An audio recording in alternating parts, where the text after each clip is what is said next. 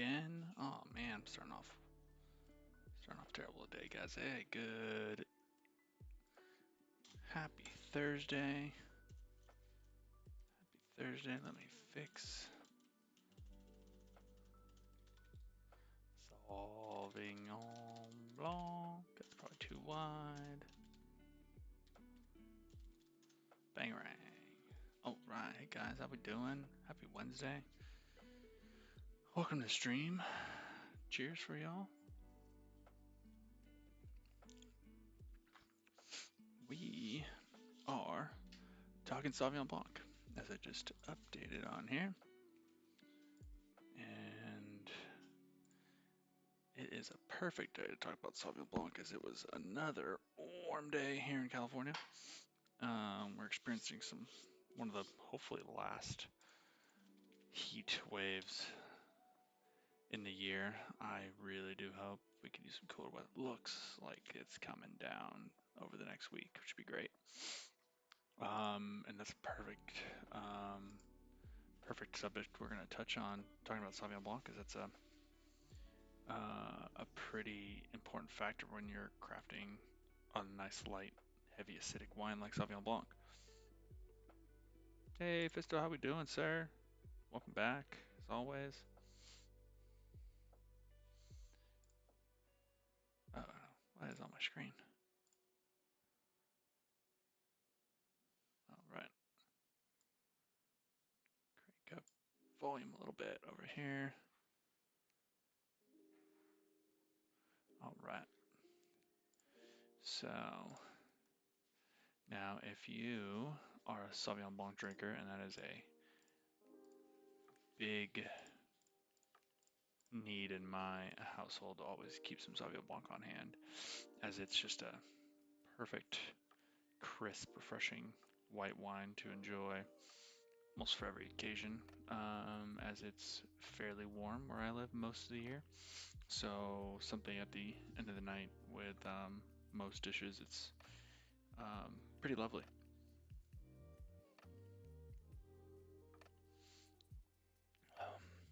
We generally just drink California Sauvignon Blanc in my house, but every now and then I pull out some Australian. I actually have some 2020 Marlborough Sauvignon Blanc.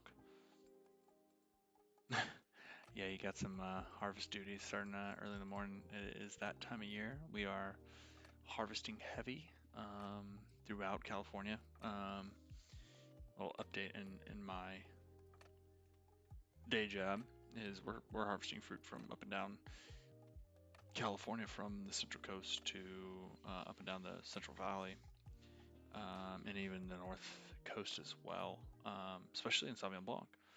We have fruit coming from Lodi and Clarksburg, Paso Robles, and Lake County currently, and seeing a lot of really ripe Sauvignon Blanc throughout the state in terms of chemical analysis. A lot of the fruit characteristics I'm going to touch into, and what we're experiencing now are still on the very green side, which is really nice to see that higher sugar level and really strong acidity, but has some potential a little bit higher alcohols to play with the nuances throughout the fermentation process. So let's just dive into some history now. So Sauvignon Blanc, I think one of the most interesting, base points of the history of Sauvignon Blanc is it's one of those that draws back its lineage from where it's still very popular in the Loire Valley of France, and still also grown in Bordeaux. And going from that lineage in France, as far back as they could tell, the term Sauvignon Blanc is kind of derived from the word Sancerre, which means, I believe, savage, which is a very interesting connotation, why they would use that terminology to describe a white wine. It's very strange to me, but kind of an interesting, you know, play on words of like how kind of savage and grassy and different this wine could be depending on its inputs from the vineyard to the winemaking process. And definitely you can see that throughout where it's grown, whether it's French style Sauvignon Blanc or New Zealand Sauvignon Blanc, which I have in my glass currently, or California Sauvignon Blanc, or Argentinian, or sorry, Chilean, or even South African Sauvignon Blanc. There's a lot of different aspects to it. The main aspect to this wine is a lot of the green grassy aromatics that you see um, as that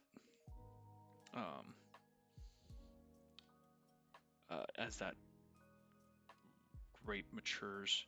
You go from very aggressive um, uh, asparagus, you know, very like fresh cut grass, to even like um, heavy bell pepper, and then as it ripens, you get a degradation of that flavor. You start getting some more interesting, like fresh peas into lighter citrusy notes like lime and grapefruit and gooseberry, and then as it gets even more ripe, you're starting to get more lemon, more Meyer lemon into maybe some like peach into maybe even some like um, more tropical fruit like mango that still has that pretty pungent style tropical fruit or pungent acidity tropical fruit. Um, and you know, in California we see that's the wrong page I don't want to be on. And in California we're seeing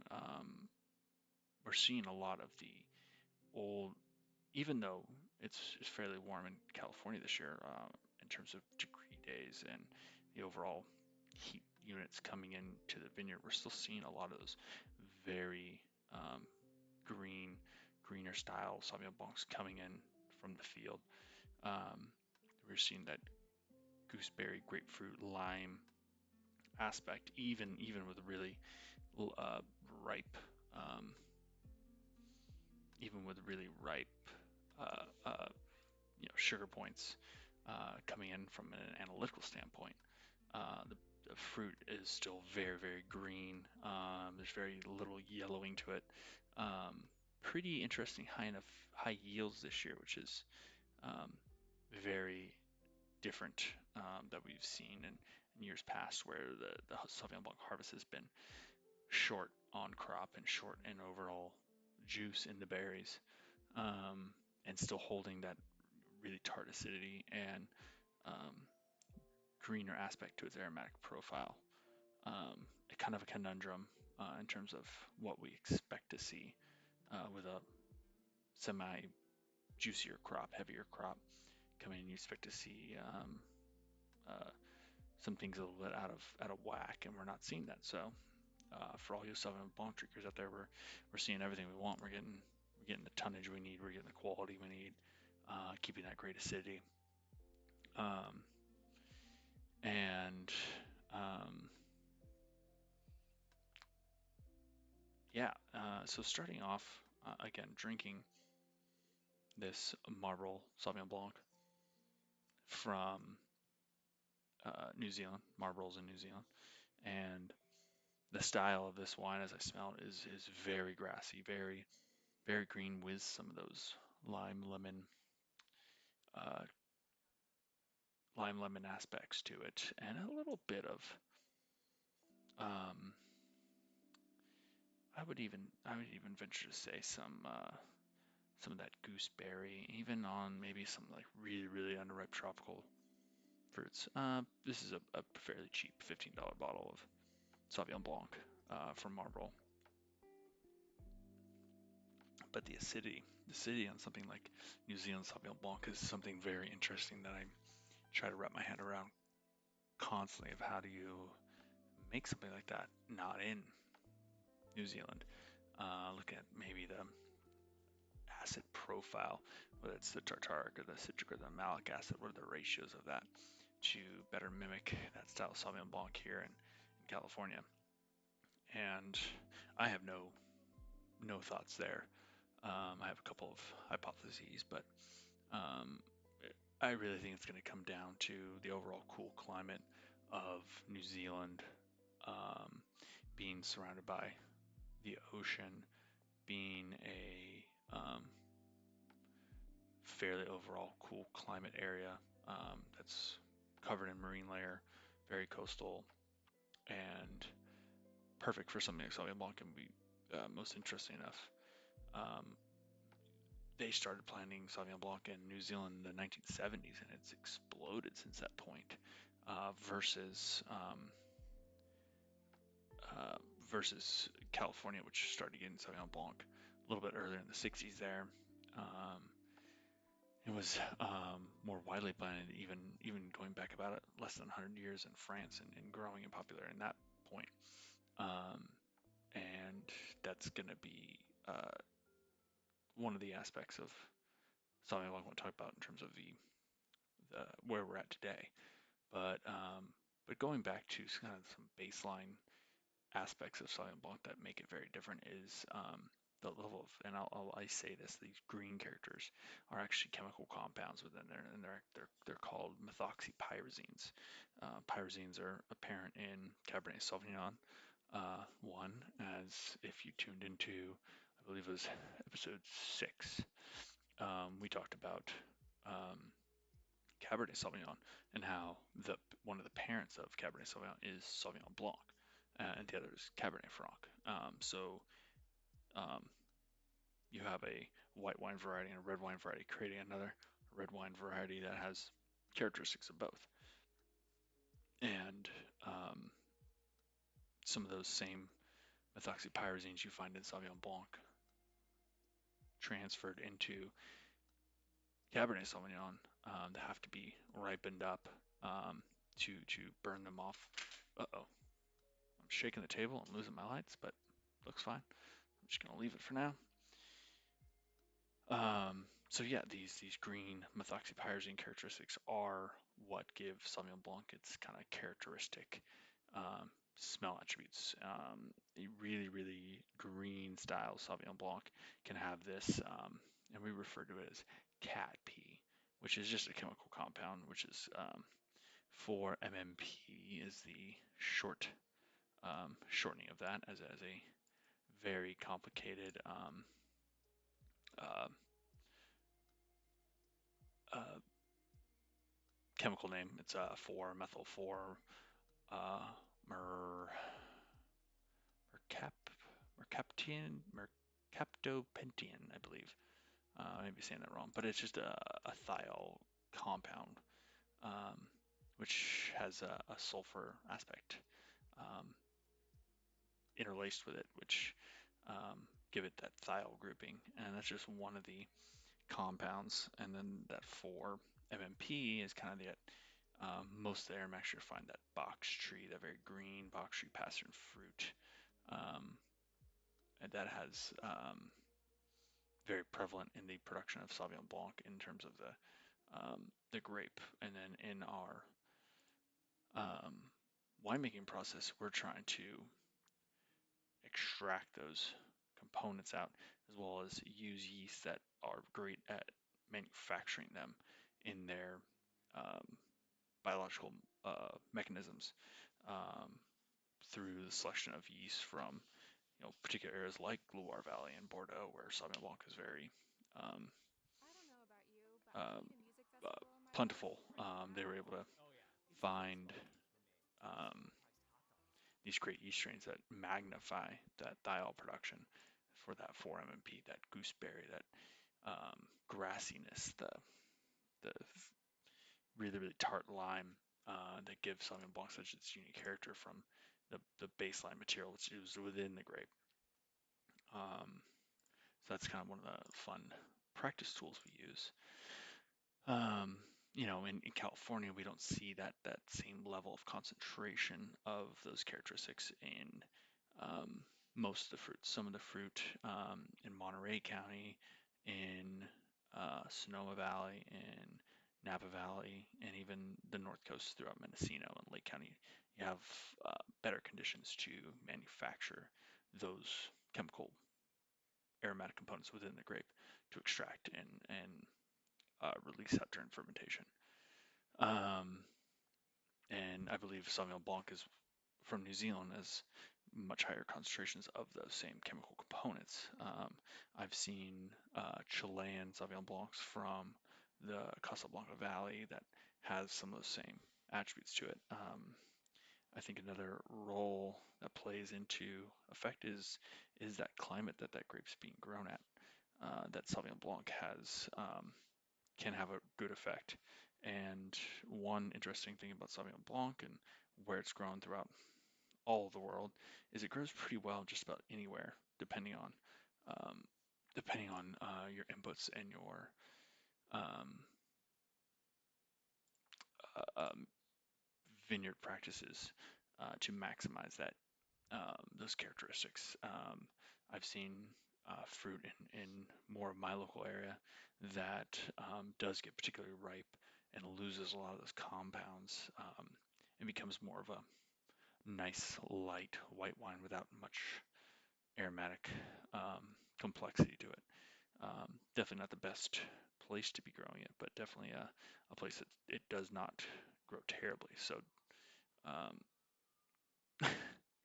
Live Off Lloyd coming in with who's going to win the fight.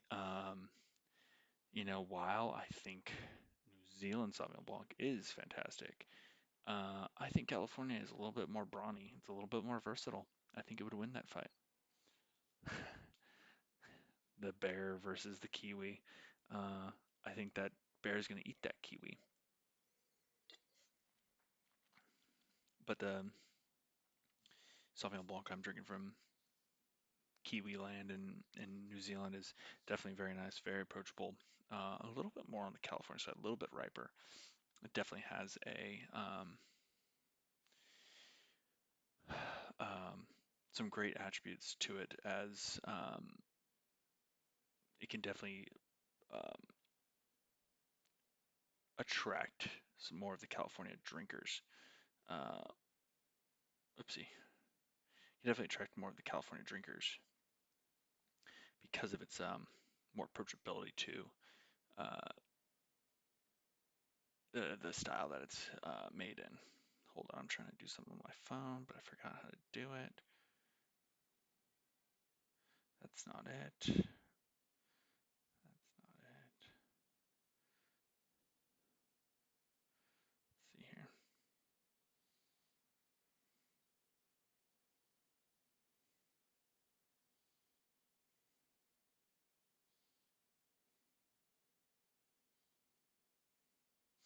Um, so that's one of those. Um, oh, hey there.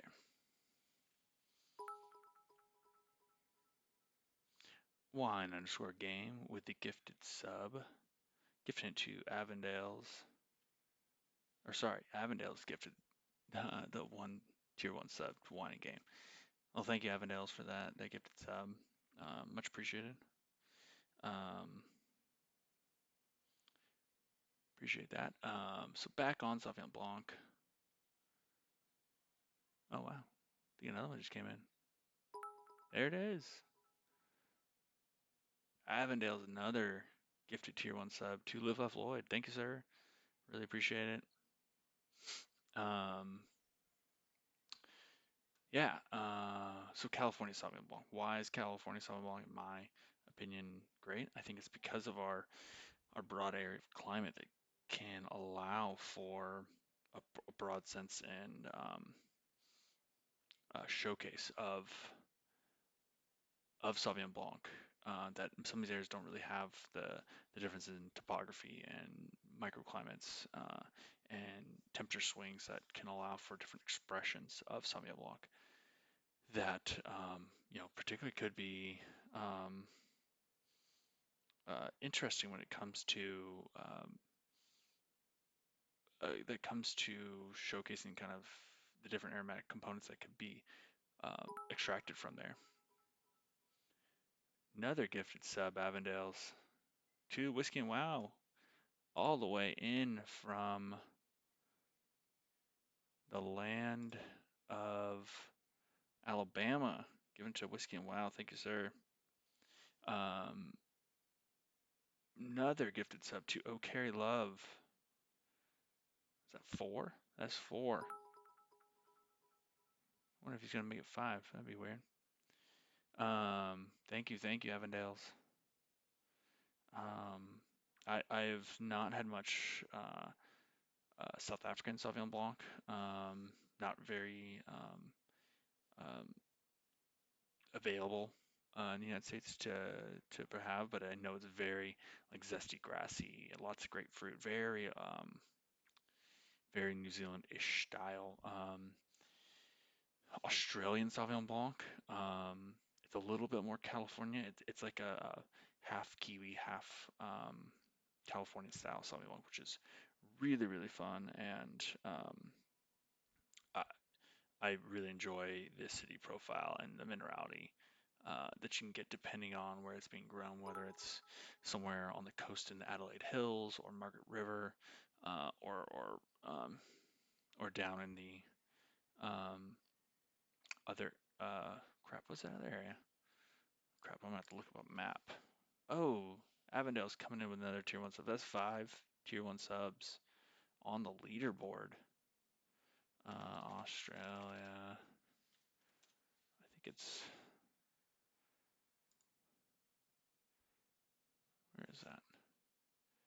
Toward Melbourne. Melbourne, that's the area I'm looking for. Yeah, there's some people out in Melbourne growing some Sauvignon Blanc in the wine regions around there. Um, and there's some really nice stuff. I know other countries are doing it. There's stuff in Spain, Moldova. Um, we already talked about France. We talked about Chile. Um, and that's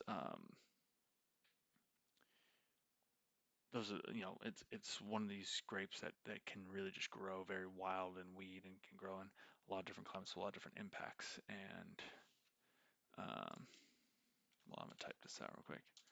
What is it? Avondales. Thank you. Another shout out. Um, yeah, and the one big factor that I like about California Sauvignon Blanc is you get the grassiness, but you also get the riper attributes to it without losing that acidity base that I really personally enjoy. And I think a lot of people will enjoy that acidity that's it's strong, it's bold, it's very crisp, but it's not so cutting as something like a New Zealand Sauvignon Blanc that can put people off when it's so tart.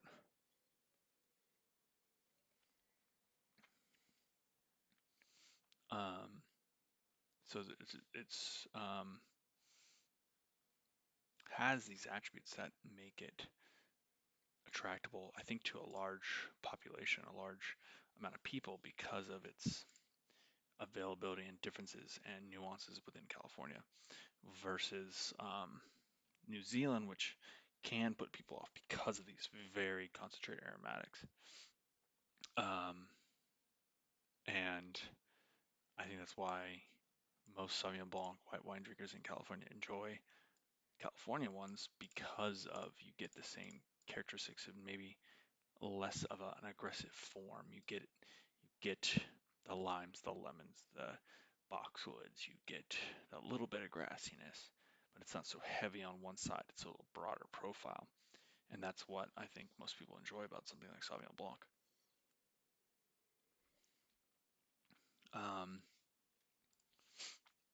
One, I think, big factor to play into how you make Sauvignon Blanc is how it's physically made, and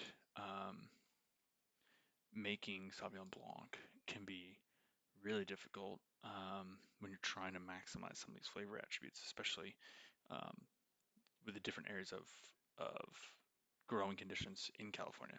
You have to take some different approaches, and that's what I've seen implement the the most interesting Sauvignon Blancs within California is how you approach a riper Central Coast Paso Robles Cabernet or Cabernet Sauvignon Blanc versus a North Coast Sauvignon Blanc, and its approach there to how you tackle picking decisions on getting the acidity versus the sugar accumulation of bricks. Um, and that's going to play an effect in terms of the length of the season, the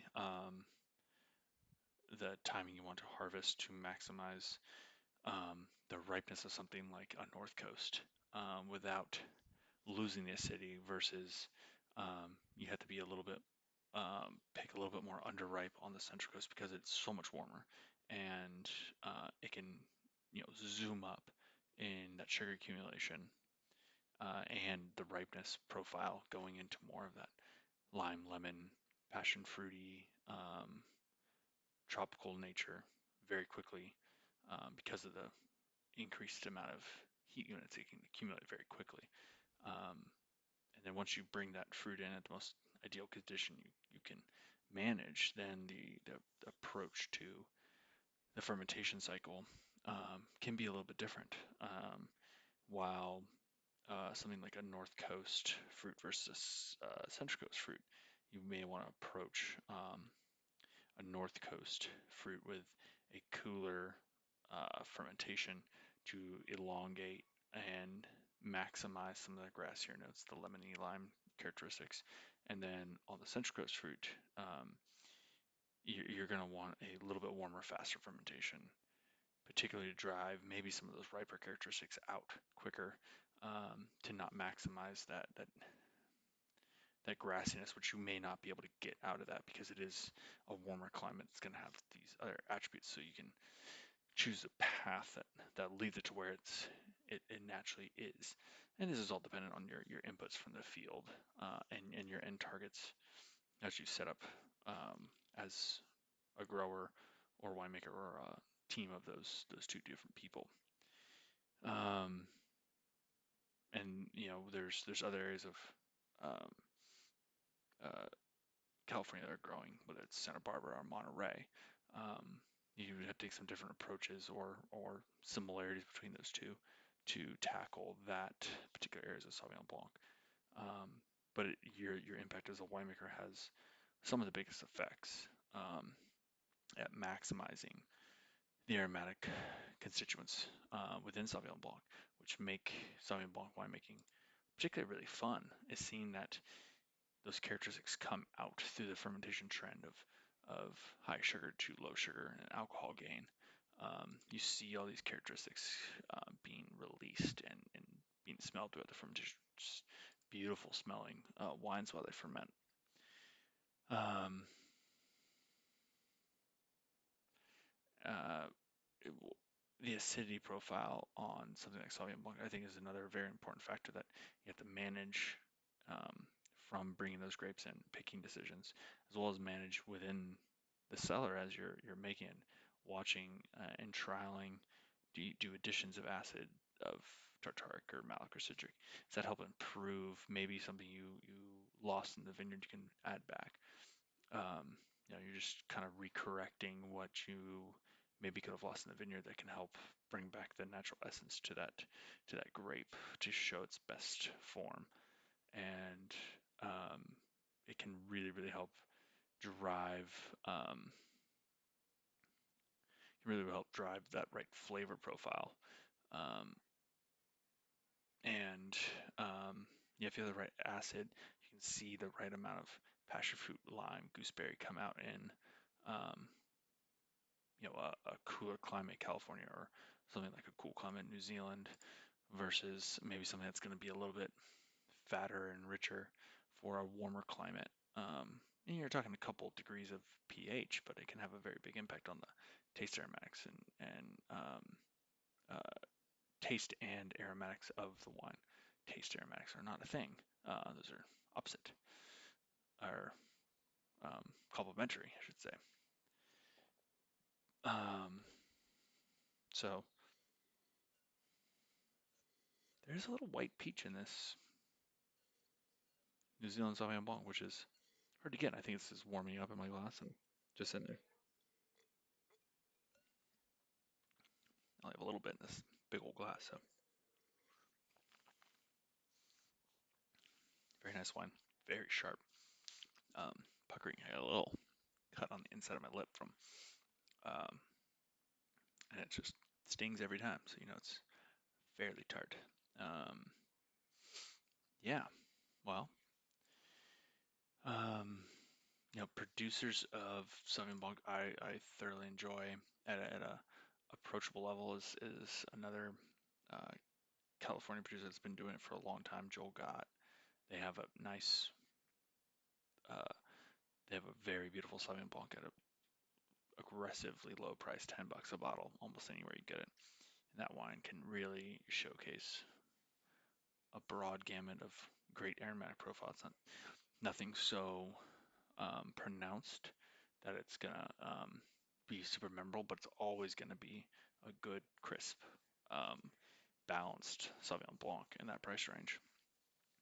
And as you kind of move up in the world of Sauvignon Blanc, there's a couple of Napa Valley producers that have always kind of had some very interesting styles of Sauvignon Blanc, whether it's um, Pejo, um, and that's there's two producers. There's one in Napa and one Sonoma, uh, and the one in Sonoma is grown exponentially. But the one in Napa Valley, start there. That's Pejo, Pejo Winery. They have, let's see if I can get to their website really quick. Pull some data. White wines. Pejo has been producing Sauvignon Blanc for a long time. They've always had a really beautiful Napa Valley Sauvignon Blanc that has a lot of very nice, like grassy, lemongrassy, lime, key lime, um, but also some warmer climate attributes, white peachy, a little bit nectarine, maybe even on some of the riper years, even kind of in that little pineapple, but such a broad, clean palate. And I know they've played around in the past with a little of like um, neutral barrel aging, adding a little bit of like density and creaminess to that wine. And it's also a higher alcohol wine. Sometimes it's in the high 13s or even 14%, which is wild and still retains some fantastic acidity. Um, and Hannah wine. So Hannah's always been a great Sonoma Valley producer of Sauvignon Blanc. Their wine has gone from being a Sonoma produced wine to now California produces. I think they've grown to a point where they couldn't sustain that very long, and that just goes to show that they've done a great job over time and had to grow and expand outside that. And I think they still produce.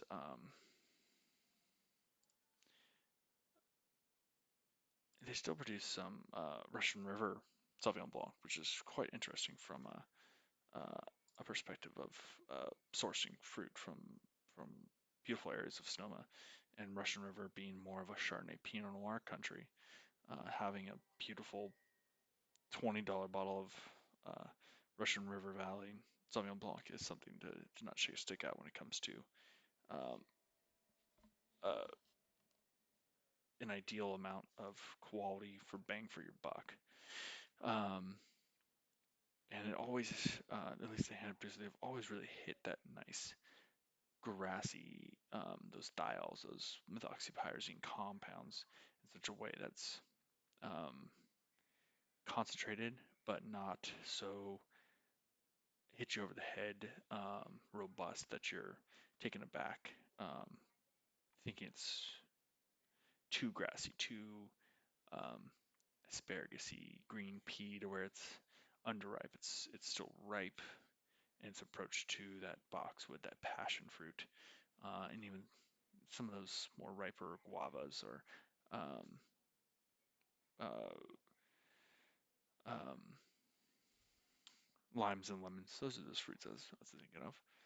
Um, and they're really, really approachable and just great when it comes to um, perfectly balanced in terms of acidity. It's very, very tart, but not so tart that it um, has a harsh effect in terms of being palatable with just about anything you're doing and drinking.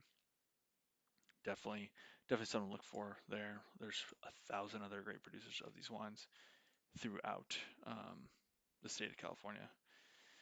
Um, I don't have any great recommendations on Marlborough Sauvignon Blancs, but there are definitely tons out there to um, to enjoy. But get out there, try them, find something you like. There's a lot of Sauvignon Blanc on the market from a lot of great producers that are producing wines that have a style that is approachable, iconic.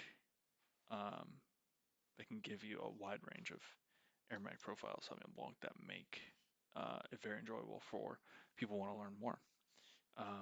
Again, always a quick Google search. Go to great people like Wine Follow. They have a ton of resource on learning more about this in terms of the different areas, in terms of more iconic producers or regions and what's different with those regions. Um, and drink and enjoy, try and find what you like when it comes to Sauvignon Blanc. And I don't have much more as I'm particularly just tracking to myself. So if you have any comments, please, please, please, please, always feedback is most welcome to help me come up with some better ideas or um, aspects when it comes to topics you want to discuss. And I'm more than happy to touch on anything you want to learn more about. And yeah, I'm gonna go refill my glass. I'll be right back.